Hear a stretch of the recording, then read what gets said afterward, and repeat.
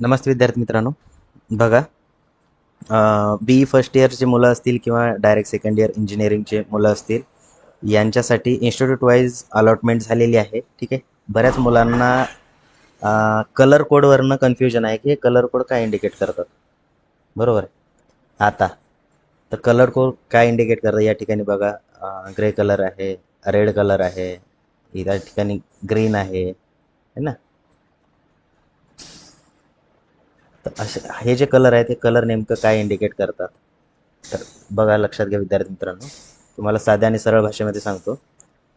तर या ठिकाणी ब्ल्यू कलर जर असेल तर ब्ल्यू कलर काय इंडिकेट करतो, बेटरमेंट इन सीट टाईप, म्हणजे त्या विद्यार्थ्यांना सीट टाईपमध्ये बेटरमेंट केलेलं आहे. ठीक आहे. रेड कलर काय इंडिकेट करतो, तर नो चेंज. नो चेंज म्हणजे काय, तर फर्स्ट राऊंडला विद्यार्थ्याला जे कॉलेज लागलेलं होतं तेच कॉलेज त्याचं राहिलेलं आहे, त्यानं बेटरमेंट केलेलं असूनही, है ना.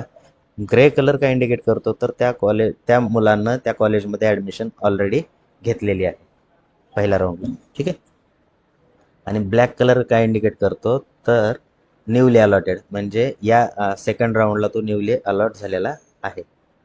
ठीक आहे.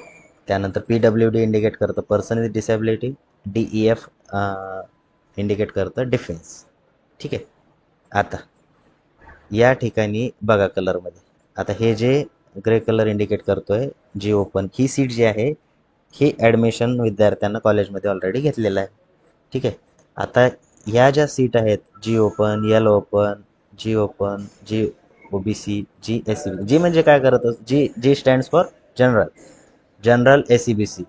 जी OBC म्हणजे जनरल OBC. म्हणजे काय, याच्यामध्ये मुलगा आणि मुलगी दोन्ही पण कॉम्पीट करू शकतात. बट या ठिकाणी यल ओपन काय इंडिकेट करतं, तर ओपनची लेडीज म्हणजेच मुलीसाठी ही सीट काय आहे तर रिझर्व आहे, हे असं इंडिकेट करतं. ओके, आलं लक्षात. आता रेड कलर काय इंडिकेट करतो, तर या विद्यार्थ्याला पहिल्या राऊंडमध्ये हे कॉलेज लागलेलं होतं, बट या विद्यार्थ्यानं बेटरमेंटसाठी अप्लाय केला होता, बट त्याला दुसरं कॉलेज भेटलेलं नाही आहे, है ना.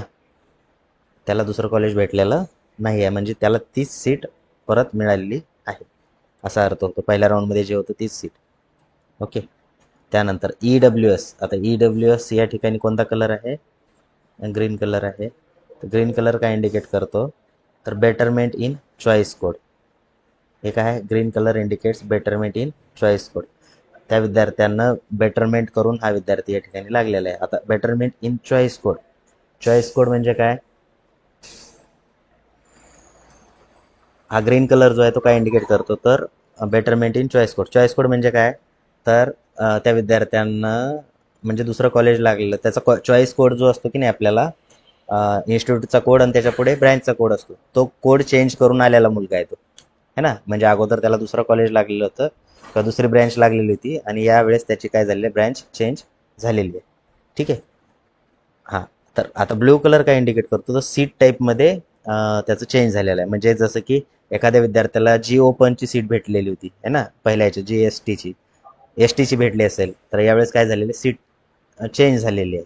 म्हणजे त्याला दुसऱ्या कॅटेगरीची टाईपमध्ये सीट मिळालेली आहे, हा त्याचा अर्थ होतो.